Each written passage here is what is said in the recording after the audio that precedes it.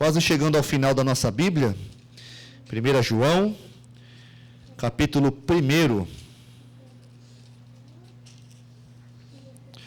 Faremos a leitura do verso, apenas a leitura do verso 5.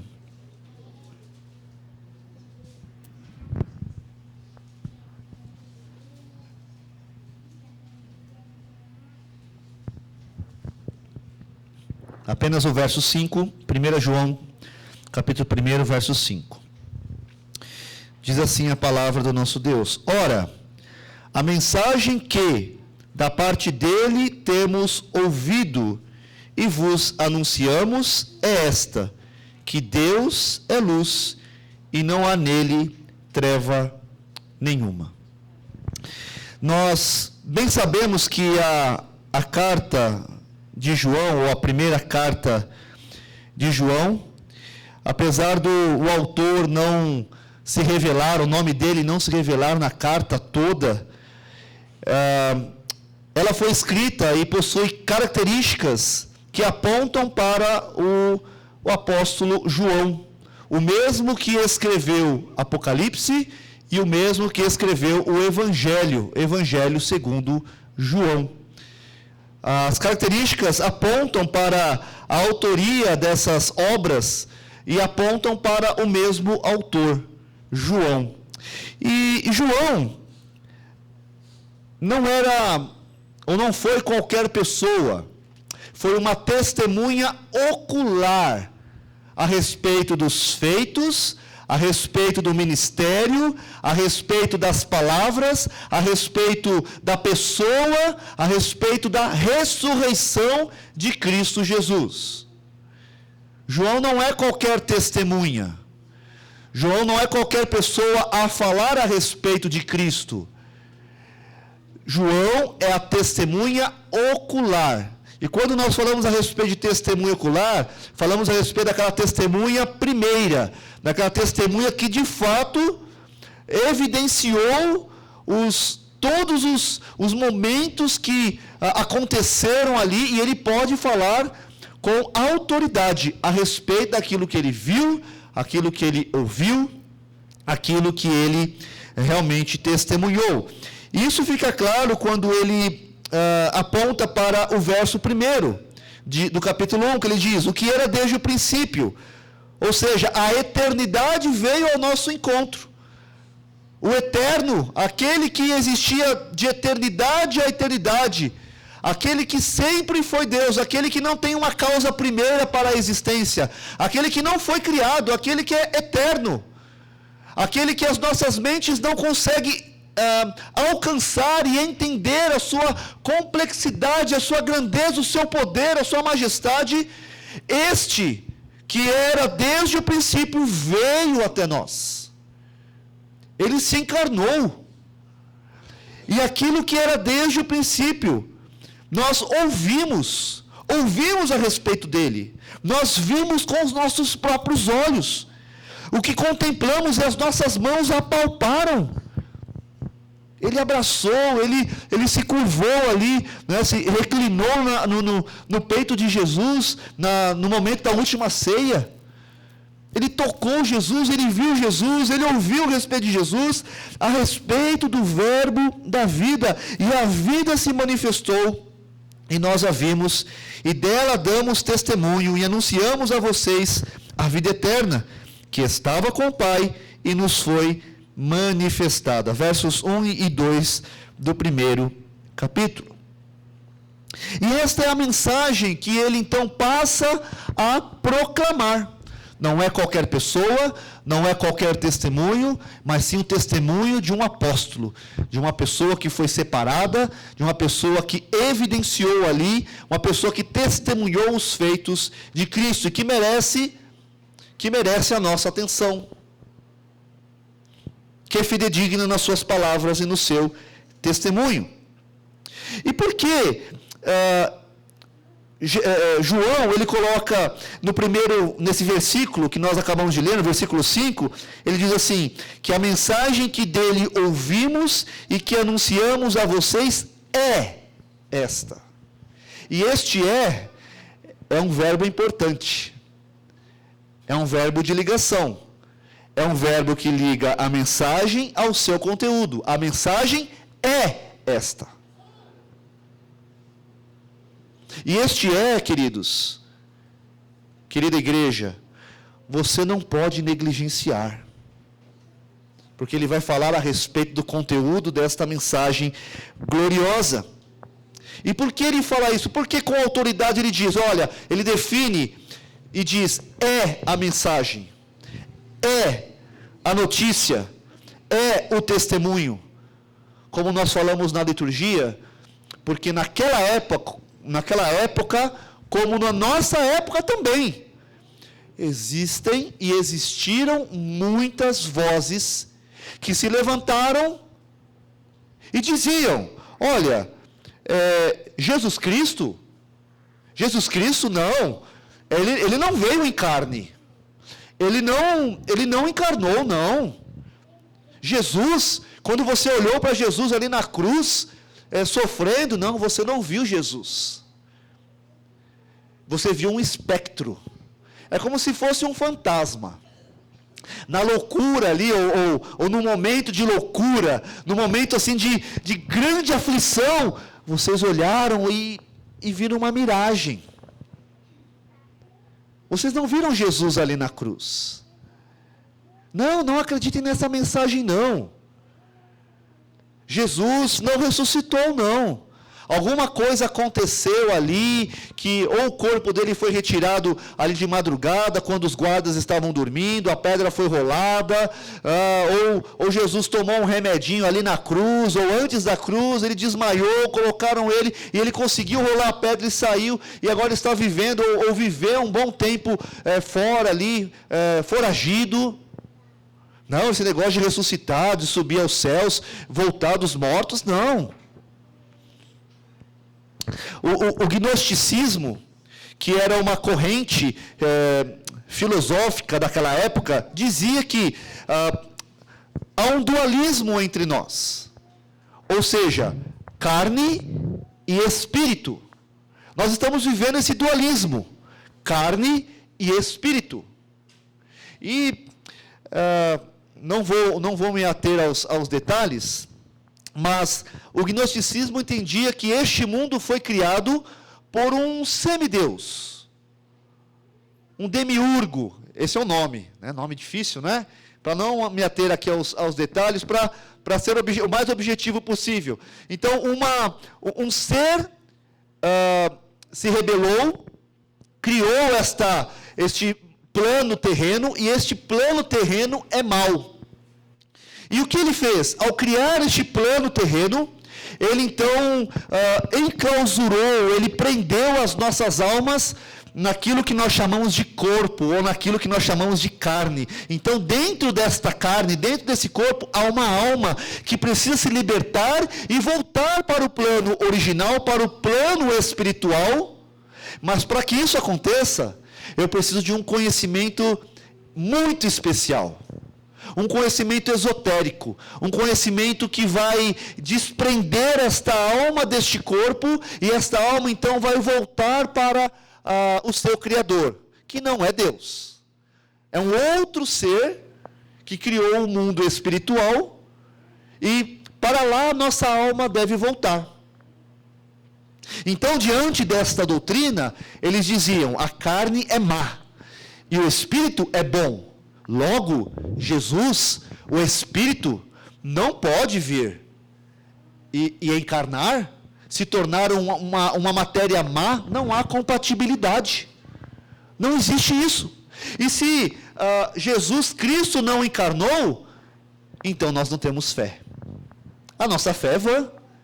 E se Jesus não encarnou, ele não poderia então subir à cruz, morrer e sofrer como homem, mas também como Deus, recebendo assim os nossos pecados, como um ser perfeito, um ser santo. Ele não poderia então realizar a obra do Senhor, porque ele não encarnou. Então vejam, queridos, que naquela época já existiam vozes que se levantavam contra o Evangelho do Senhor. E hoje nós também encontramos algumas vozes assim, que falam a respeito do Evangelho, que deturpam o Evangelho, que trazem um novo, um diferente Evangelho, o qual Paulo diz, mesmo que um anjo lhe traga uma boa notícia, que seja anátema, um outro Evangelho, seja anátema, maldito, seja maldição, porque não existe outro Evangelho senão o Evangelho de Cristo. Aquilo que os apóstolos, aquilo que os profetas, aquilo que a palavra de Deus aponta para o nosso coração. Mas as vozes estão aí. E elas tentam enganar. Por isso que João, ele diz que a mensagem é esta. Não é uma possibilidade. Ah, será? Olha, eu acho que é a mensagem. Aquilo que eu vi, aquilo que eu provei, aquilo que eu toquei. Ah, eu acho que é isso. Não. Ele diz com certeza, a mensagem é esta. Tá? E a primeira lição, queridos, que nós podemos tirar deste primeiro trecho, né, que nós acabamos de apontar aqui, é o seguinte, é que todo aquele que anda com Cristo tem a certeza da verdade de Deus revelada em seu coração, e não é de modo algum enganado. Se a mensagem de João, se a mensagem do Senhor através de João é esta, logo os nossos corações se abrem para essa mensagem, recebem essa mensagem transformadora de vida, palavras de vida. Uma mensagem maravilhosa que vem do trono do Senhor, que vem da boca do Altíssimo para os nossos corações.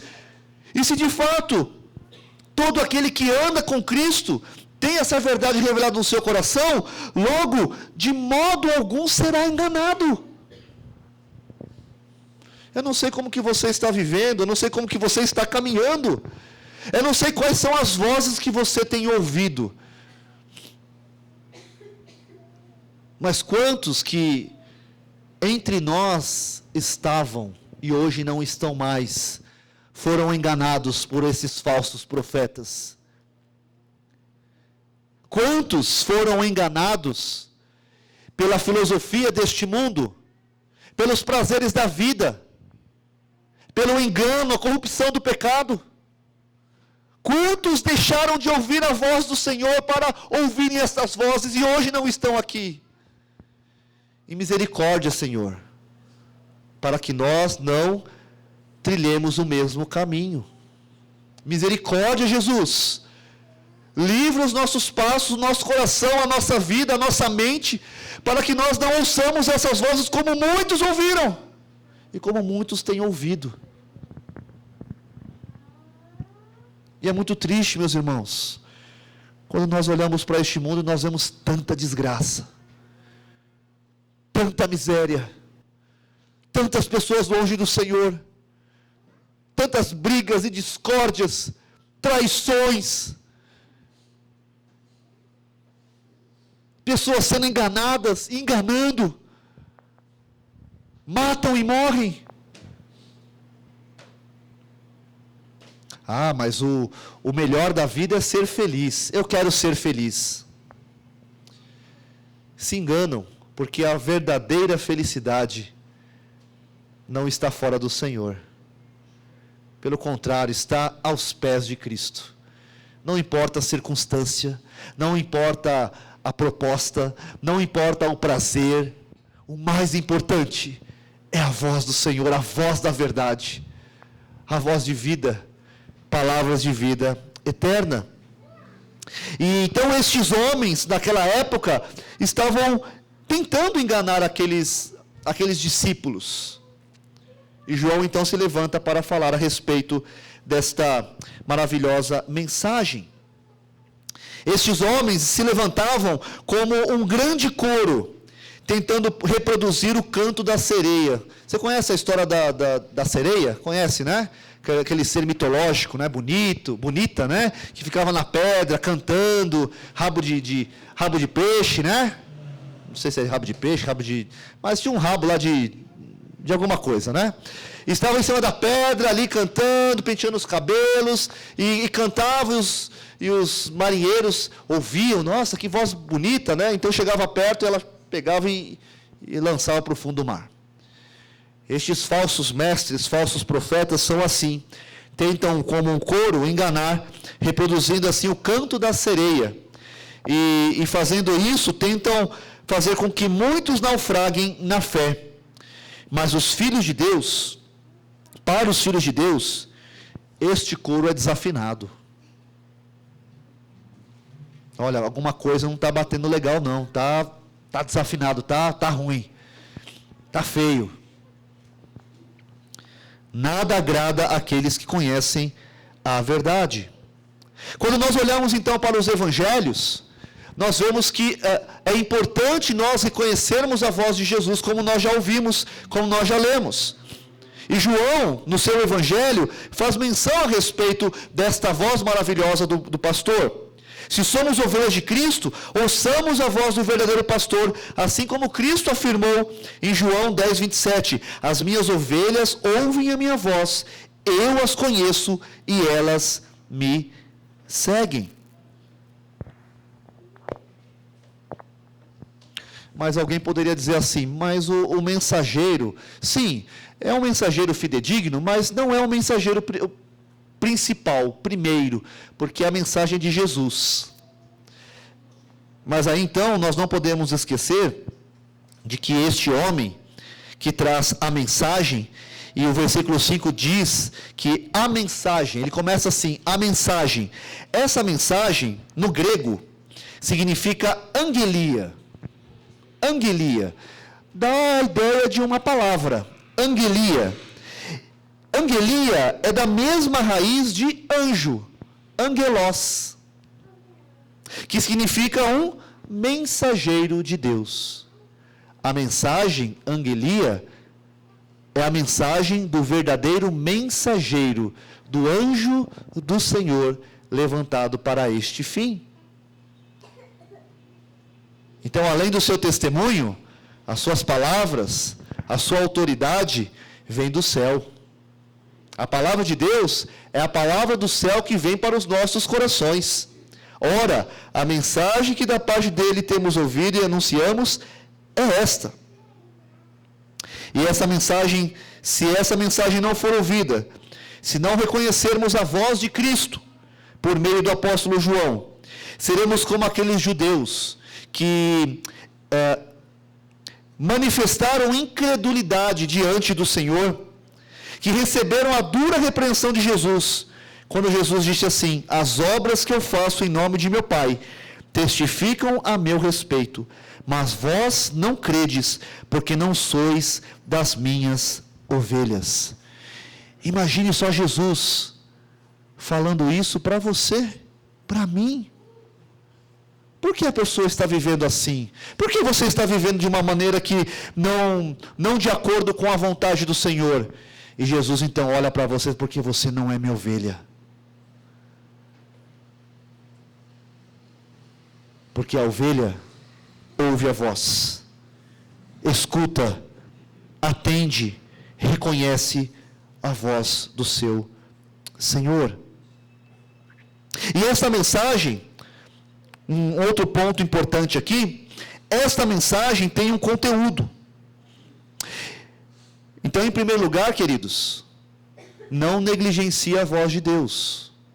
Se você é ovelha, ouça a mensagem que é esta, que ele vai falar. O segundo ponto aqui é o conteúdo dessa mensagem. Essa mensagem revela um entendimento profundamente teológico. Quem é Deus? O que ele manifesta? Quais são as suas características, os seus atributos? É um Deus santo, um Deus poderoso, um Deus glorioso. E é isso que a palavra vem nos trazer. Essa mensagem traz então um entendimento profundamente teológico que manifesta a verdade sobre a natureza essencial de Deus. Ou seja, ele é luz. Primeiro ouça a voz de Deus. E a mensagem que vem do Senhor é esta, que Deus é luz e não há nele treva nenhuma. Quando João fala, ou quando a palavra de Deus fala a respeito da luz, pelo menos dois aspectos nós podemos retirar aqui para o nosso ensino, para o nosso coração, para a nossa vida. A luz de Deus, em primeiro lugar, está associada ao resplendor da glória de Deus. Quando o texto bíblico fala a respeito da luz, está falando a respeito do resplendor da glória, da manifestação maravilhosa do Senhor, miraculosa, grandiosa, que nos deixa com a boca aberta, com o queixo caído, que enche o nosso coração de temor e tremor. A luz, então, está associada ao resplendor da glória, como quando os pastores estavam no campo a guardar o rebanho, e eles estavam ali no meio da madrugada, no meio da noite, e de repente a luz do Senhor, a palavra de Deus diz que a visita do anjo, o anúncio do nascimento do Salvador, ali a glória do Senhor brilhou. Houve um brilho, e eles se encheram de grande temor. O que está acontecendo aqui? De onde está vindo essa luz? Que luz maravilhosa! É a glória do Senhor brilhando, a luz do Senhor brilhando ali. Outro texto fala, quando João, ele descreve a cidade santa, a cidade de Deus, a Nova Jerusalém. E o texto diz que essa cidade não necessita nem do sol nem da lua para lhe darem claridade, pois a glória de Deus a ilumina. A luz do Senhor vai iluminar a Jerusalém celestial, sendo Cristo Jesus a sua lâmpada. Então João aqui está enfatizando a verdade que Deus é luz, e esta luz, esta glória brilhou. Mas não apenas isso. O texto, quando fala a respeito de luz, está falando a respeito de santidade no sentido moral, contrário de trevas. Os homens amaram mais as trevas do que a luz. Arthur Pink, um teólogo, diz que nas Escrituras ele é frequentemente chamado santo. Ele é assim porque a soma de toda a excelência moral é encontrada nele. Ele é a pureza absoluta, imaculada, sem uma sombra de pecado. Bavinck, também falando sobre esse versículo, diz que o Senhor, ele é absolutamente puro, completamente sem mancha de pecado, absolutamente separado de tudo que é mal. Sua santidade é a coroa e a glória de todos os seus atributos. E Calvino afirma que, por luz, João aqui entende a pura e perfeita santidade de Deus, a qual não permite qualquer mistura de trevas que representam pecado e a corrupção. Essa santidade de Deus é a medida pela qual devemos ajustar as nossas vidas. Então, nós unimos essas duas verdades neste conceito de luz. A glória do Senhor brilhou nos nossos corações e nos leva a uma vida de pureza, de santidade, uma vida que glorifica, que exalta, que enaltece o nome do Senhor Jesus. Esta glória habita no coração de todos aqueles que são verdadeiramente cristãos, daqueles que são ovelhas de Jesus. É essa glória que está em nós, é o Espírito Santo glorioso que habita em nós, Jesus conduzindo-nos a esta vida de pureza, de santidade, e esta glória veio até nós. João fala sobre isso no versículo 14 do primeiro capítulo do seu Evangelho. Ele fala que o verbo virou gente, virou homem. Deixa eu ler lá, senão eu vou errar, né? Eu não quero errar não, né? É melhor a gente abrir aqui do que falar. Diz assim: o verbo se fez carne e habitou entre nós, cheios de graça e de verdade, e vimos a sua glória. Glória como do unigênito do Pai. Ninguém jamais viu a Deus. O Deus unigênito que está no seio do Pai é quem o revelou. Jesus assim declarou: eu sou a luz do mundo. Quem me segue não andará nas trevas, pelo contrário, terá a luz da vida. E a segunda lição, então, que nós aprendemos aqui é que a doutrina correta deve sempre produzir prática correta.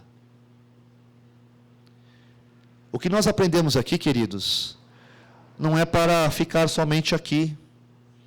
Levamos para a vida. Praticamos. Honramos o Senhor no nosso trabalho.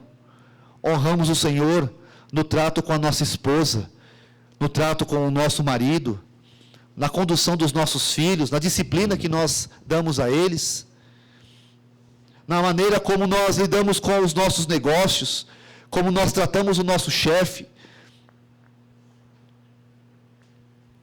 como nós usamos os nossos pensamentos para glorificar a Deus, e não para buscarmos pensamentos vis. As nossas mãos, os nossos olhos, os nossos ouvidos, todos os nossos sentidos estão voltados para o Senhor. Por quê? Porque a doutrina correta produz prática correta. Se Deus é luz, isso faz toda a diferença na nossa vida. Deve fazer toda a diferença.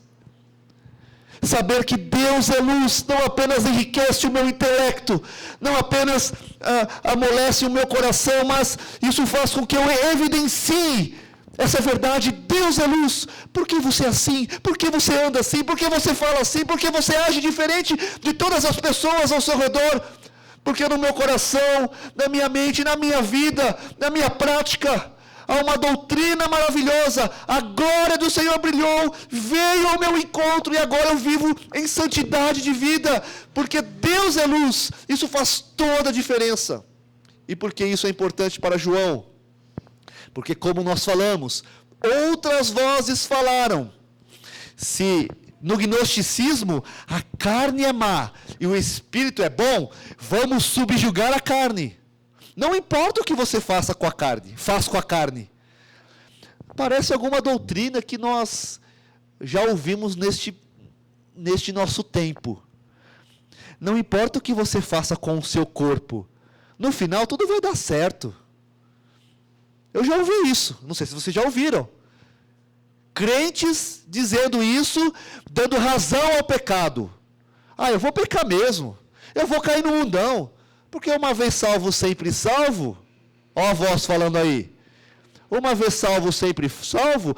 Então não importa o que eu faça com a minha carne. No final, Deus vai salvar a minha alma. Engano. O gnosticismo dizia a mesma coisa. Não importa o que você faça com a carne, o importante é você preservar a sua alma, buscar o conhecimento oculto, o conhecimento elevado, o conhecimento misterioso, esotérico, que eleva a sua alma para o plano espiritual. Queridos, nós não estamos fazendo isso aqui. A palavra de Deus não serve apenas para a nossa alma, serve para a nossa vida por completo, para o nosso dia a dia. E se somos crentes, nós evidenciamos isso. Se somos cidadãos dos céus, nós evidenciamos. Nós não somos deste mundo. Nós somos peregrinos e forasteiros nessa terra e estamos caminhando para Jerusalém celestial. E como cidadãos dos céus, nós vivemos aqui e agora, como verdadeiros cidadãos das regiões celestiais em Cristo Jesus. Então a doutrina correta deve sempre produzir prática correta. A mensagem é essa. O que você vai fazer com essa mensagem? Qual é a voz que você vai ouvir? Que seja a voz de Cristo. E que essa voz te conduza a uma vida que agrada e glorifica o nome dEle. A uma vida que enaltece o nosso Senhor e o nosso Salvador. E se a sua vida não é compatível àquilo que a palavra de Deus nos ensina, então hoje é o dia do arrependimento. Vamos nos arrepender das nossas obras mortas. Vamos renovar o nosso compromisso com Cristo. Porque a mensagem é essa: Deus é luz e nele não há treva nenhuma. Isso faz toda a diferença.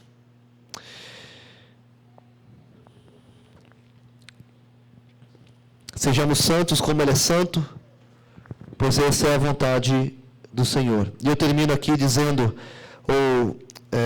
me referindo a Tiago 4, de 8 a 10, que diz: Chegai-vos a Deus e Ele se chegará a vós outros.